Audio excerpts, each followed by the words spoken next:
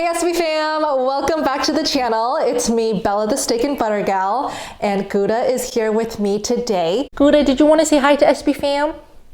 By the way, Gouda is now officially 10 months old. Simba is asleep in the other room. I'm just so proud of Simba because he is literally the best big brother to Gouda. Gouda, don't you love Simba? Do you love Simba? Do you love mommy?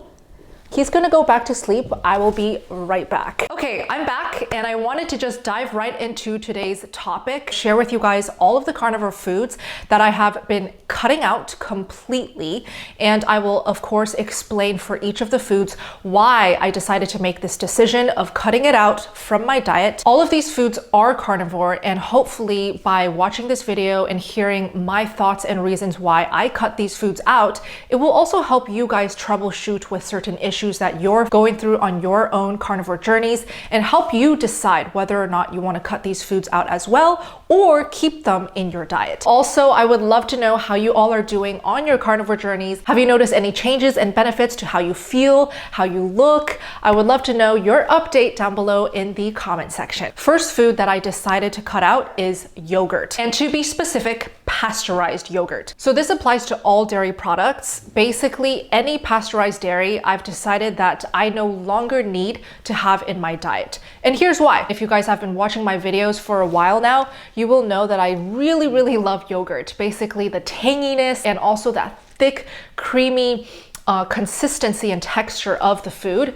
So I definitely had a few phases where I experimented with pasteurized yogurt. So yes, I have experimented with adding in pasteurized yogurt as the only variable into my diet to see what effect it has on my energy, on basically everything. Initially, when I did that experiment, I really wanted to believe that yogurt is no problem for me. I am able to tolerate yogurt even if it's pasteurized. It's so delicious. I can have it. I don't get any breakouts. I don't get any bloat, but that simply was not true. If you love pasteurized yogurt so much and you don't mind the symptoms of bloat, congestion, breakouts, increased hunger and appetite, then obviously continue having yogurt. It is completely carnivore as long as there is no sugar, no additives, just carnivore ingredients.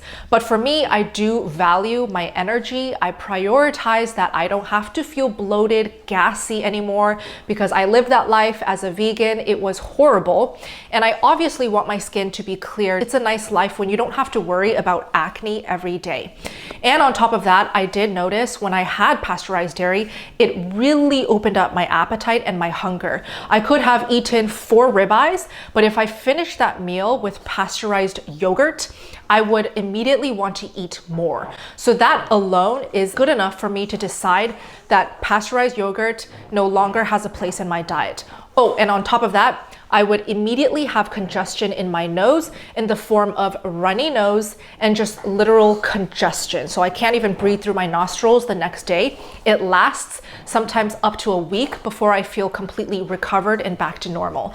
So that's why I've decided to cut out the pasteurized yogurt. And yes, this does apply to pasteurized cheeses as well, but I don't really have that intense of a love for cheese when compared to yogurt. My favorite thing in the whole world was yogurt for the longest time, and even on carnivore I really tried to make it work. However, there is a loophole for me because if I can get my hands on raw unpasteurized yogurt or raw unpasteurized kefir, then absolutely hands down I will continue to enjoy it. For a lot of people, especially those who live in the States, even in Europe, it is very difficult to get our hands on raw, unpasteurized dairy because it is actually illegal in a lot of states here. But I know for a fact there are plenty of sources here in Washington where I can get raw, unpasteurized dairy, and I'll just have to do more research, make a trip, and drive a couple hours to get it. Anything pasteurized dairy, I have decided that I will cut out because of the negative symptoms that I inevitably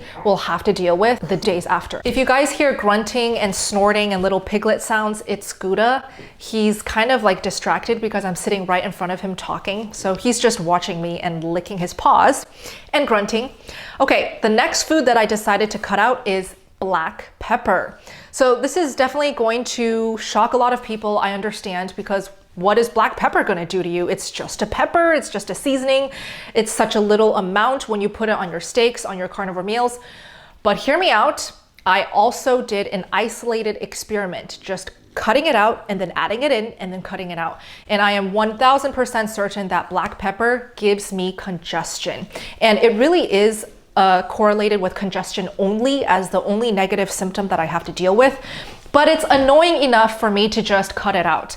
So with black pepper, I can explain why black pepper causes me to have those symptoms, because I recently interviewed Sally K. Norton, who is the queen and master of oxalates, oxalate dumping, and oxalate toxicity.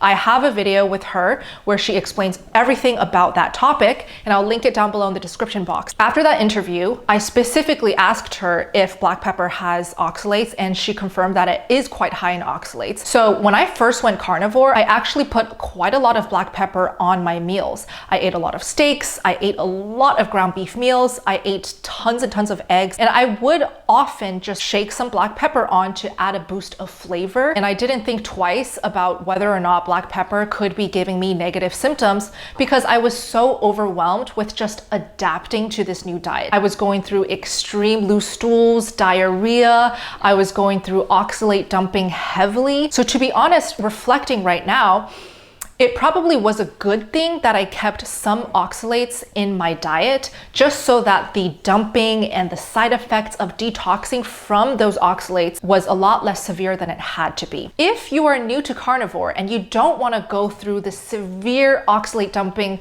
symptoms, especially if you go from, say, standard American diet to strict carnivore, you can actually smooth out the adaptation and the oxalate dumping by adding a specific ingredient that still has some oxalates to help ease yourself through the transition. Black pepper is definitely a great candidate. This is mostly for new carnivores who are transitioning from either keto, standard American, vegan, ketovore, and trying to get into strict carnivore. Another tip, if you absolutely love and adore your pepper on your meals, a substitute for black pepper that has less oxalates in it is white pepper. So if you love black pepper, just swap it out for white pepper, and you should be able to notice some differences in either congestion or whatever symptoms that you feel by eating food that has oxalates in it. If you don't have any side effects, negative impact from eating black pepper, by all means continue enjoying your black pepper.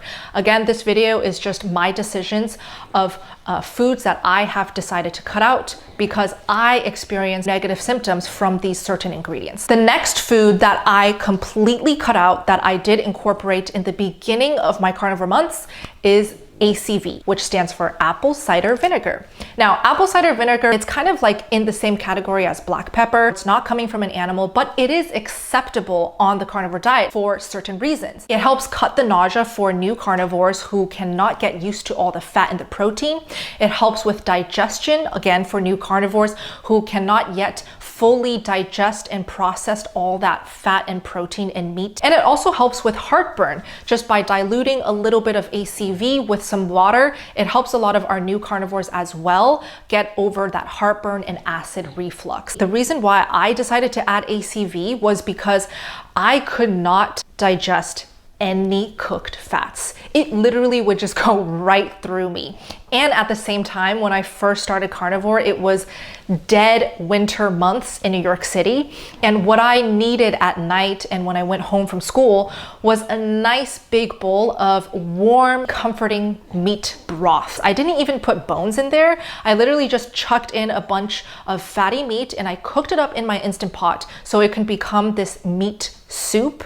But of course, with fatty meat cooked in an Instant Pot at such high temperatures for that long, there's a lot of rendered cooked fats in that liquid. When I would drink up all of that liquid, I would literally run straight to the bathroom just minutes after drinking that soup. So that's why I decided to give apple cider vinegar a try. And what I would do is I would put a couple teaspoons, maybe like 2 to 3 teaspoons into the big Instant Pot that I had. And that would actually help me digest the fats better. It also helped relieve the nausea that I would feel after drinking such fatty liquid. So I would say ACV is great if you want to cut the nausea. So why did I cut it out? Simply because my body can 1000% tolerate, digest, process, utilize every single carnivore meal that I eat. Steak and butter guy is practicing now. I'm pretty sure you guys can hear it because the piano is right above me on the second floor. That's why I cut out ACV. I just have zero use for it. I have zero craving for any sour, tangy flavor in my meat broths, in my soups that I make. So I no longer have that ingredient in my kitchen. The next ingredient that I completely cut out is salt. So this is probably another shocker for a lot of my new viewers here. How could you possibly not eat salt? Look, I have gone through 3 whole years of strict carnivore eating with zero salt, and I feel my absolute best. I feel my strongest, my energy levels are through the roof, I have zero brain fog, I sleep well. I mean, all of the benefits I'm feeling justify that the way I am eating right now is perfectly supportive for my body. I do have to preface with this salt ingredient, I actually didn't eat it at all starting from day 1 of carnivore. Now, don't start cutting out salt just because I don't eat salt, okay? Because I am aware that electrolytes and salt is extremely crucial for a lot of carnivores who transition from a different diet, who are new to this way of eating. Electrolytes and salt is incredibly useful to combat headaches, low energy, fatigue, migraines, constipation, even diarrhea, just all of these adaptation symptoms that are inevitable when starting carnivore. Electrolytes and salt specifically is a huge ingredient to help combat those symptoms. But with that being said, I personally listen to my own body. I feel like that is my best guide to find out what is best for me when it comes to eating and food. And from day 1 of carnivore, my very first meal was eggs scrambled in Kerrygold butter. And I just didn't feel like, upon eating that first bite unseasoned, I didn't feel like it needed salt. I didn't crave for that salty flavor. I didn't crave for salt granules on my tongue. And I just truly believe that if my body and my taste buds was not craving for that salty taste, it just didn't need it at the moment. So I was willing to bring in the salt once I started craving it, but it never really happened. I just never had any cravings for salt and salty flavor. And then when I started doing more research, I realized that we can get plenty of electrolytes from the meat that we eat alone. It really made me understand why I didn't crave salt. I truly believe that I was an anomaly. Everybody in the carnivore community raves about salt, right? They keep telling you salt more, drink the salt, salt it on your tongue, salt it on your meats. And I was like, but I feel so good without salt. And I realized I'm probably getting all of the electrolytes, minerals that I need from my steaks, from my ground beef, from my raw salmon that I love, and obviously from my eggs. That's why I decided to just continue with carnivore, trusting the process, trusting my body and my appetite and cravings. Now, with that being said, I did, of course, have to do an experiment with just adding in salt to see if it really was going to impact how I felt, how I looked, all of that. And guess what? It did, negatively too. So I added in the salt for 2 weeks actually. First week, I gradually increased my salt intake, and the start of the second week was the highest amount of salt I ever ate in my meals. And by the end of the second week, I kind of just tapered off. During those 2 weeks, I felt low energy. I couldn't sleep as deep. I woke up grouchy. My entire face was puffy and bloated. My eyes were completely puffy too. I just noticed water retention everywhere. But what matters to me, obviously, is how I feel. Lots of brain fog. I didn't have that euphoric, happy mood. I also didn't feel zen. I just felt grouchy. So all of these symptoms just proved to me crystal clear that salt is not for me. So that's why I personally don't salt. The only times I will allow salt in my diet is if I am craving for a delicious, handy Carnivore Crisps snack. As you all know, Carnivore Crisps is salted, but it is so delicious and they are so handy in moments where I'm socializing, if I'm watching a movie with my family and friends, if I'm just out and about traveling. I always pack Carnivore Crisps. Hands down, the best carnivore snack. Clean ingredients, extremely high quality meats, and they have an entire variety of different cuts of meat for you to choose from.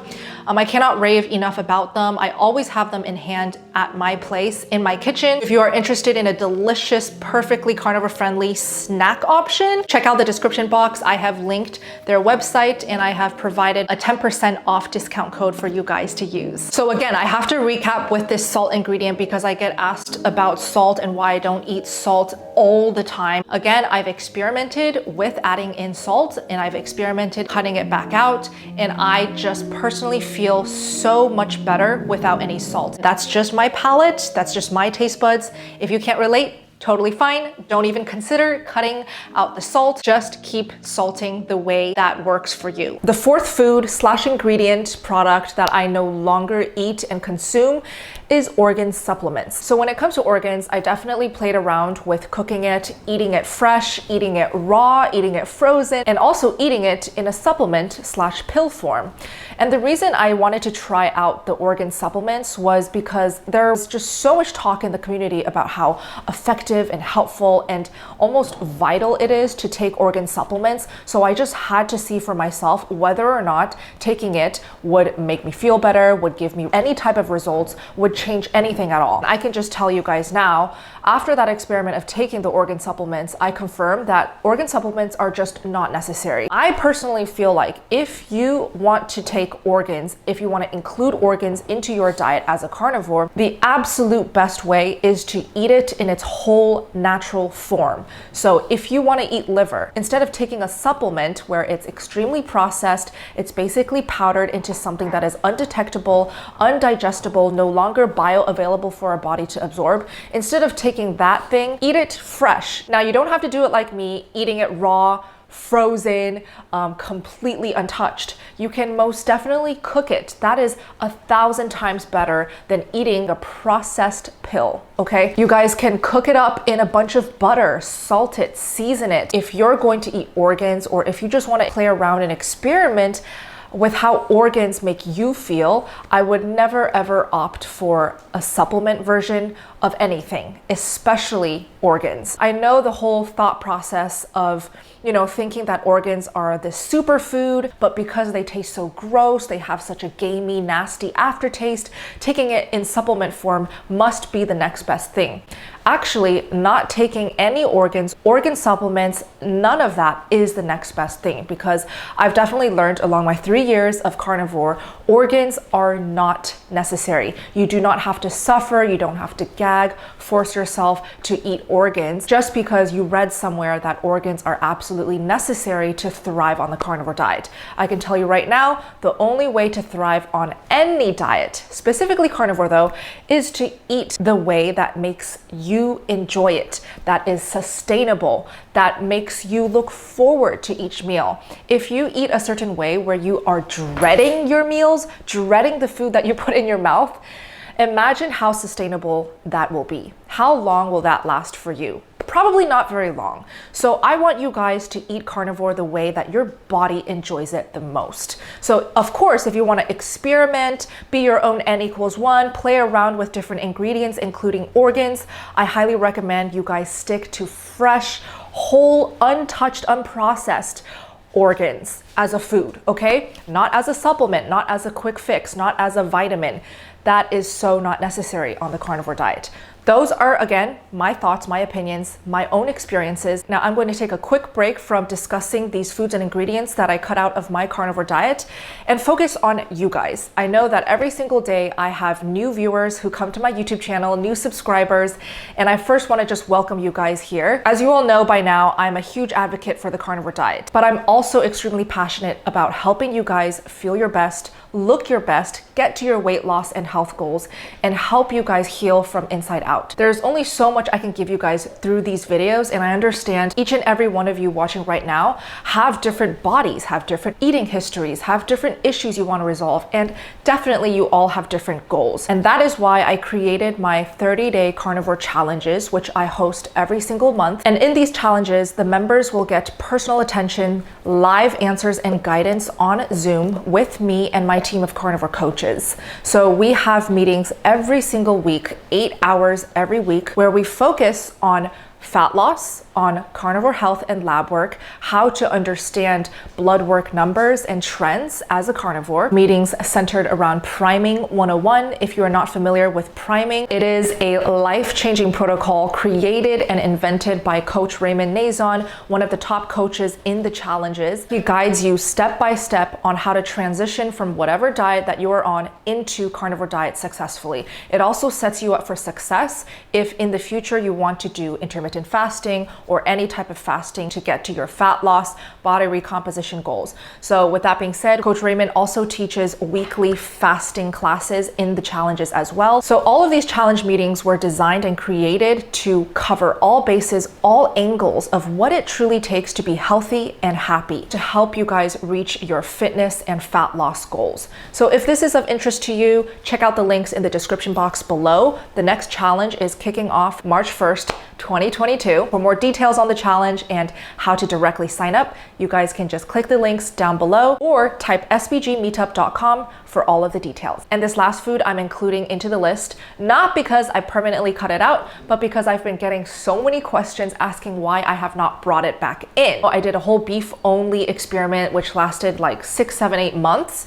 And then I started reintroducing a bunch of foods. And a lot of you guys assumed that I would bring back butter. It's in my name, Steak and Butter Gal. So yes, it definitely is a huge part of my diet, of my healing and my carnivore journey. My first year of carnivore, I really leaned on sticks and sticks and sticks of butter in all forms, frozen, chilled, thawed, sliced in little cubes, topped on steaks, on my egg puddings. Butter was basically the reason why I healed so well and so quickly, because I just kept feeding myself such nutrient-dense, nourishing animal fats. But I have a feeling after 3 years of really eating so well and focusing so much on healing, my body is no longer needing as much animal fats. And I've noticed that I have no cravings for butter. Even when I'm eating ribeye meals, steaks, I don't have that craving or that urge to want to top it with butter. So again, like I mentioned in the beginning of this video, I'm kind of just going with the flow, listening to my body, honoring my appetite and my cravings. And I currently have so much beef suet in my freezer and fridge. So whenever I cook up eggs or fry up any meat and I need a cooking oil, I basically just reach for my beef butter, which is beef tallow, or I reach for a cube of suet and I use that to cook instead. So currently I have really no reason to buy any butter. I don't crave it and I don't need it to cook anything. So with that being said, I still do want to find a good source for raw dairy, including raw butter. So if any of you guys are located in Washington and you have a go-to source for raw dairy products like raw yogurt, raw kefir, raw butter, please do let me know, because I would love to incorporate back some raw dairy products. I absolutely love a good raw kefir, a raw tangy yogurt. And if I can get my hands on some raw butter, I absolutely will incorporate it back into my diet, just to see how it makes me feel, what it does in this stage of my carnivore journey. So those are all the foods that I wanted to share with you guys. I do hope that you found this video helpful. Again, if you are looking for personal guidance, live Q&As, and a real community to belong to and connect with, check out the links down below and join my next 30-day carnivore challenge. I hope you all have a beautiful rest of your day, and I'll see you guys in the next video. SVG out.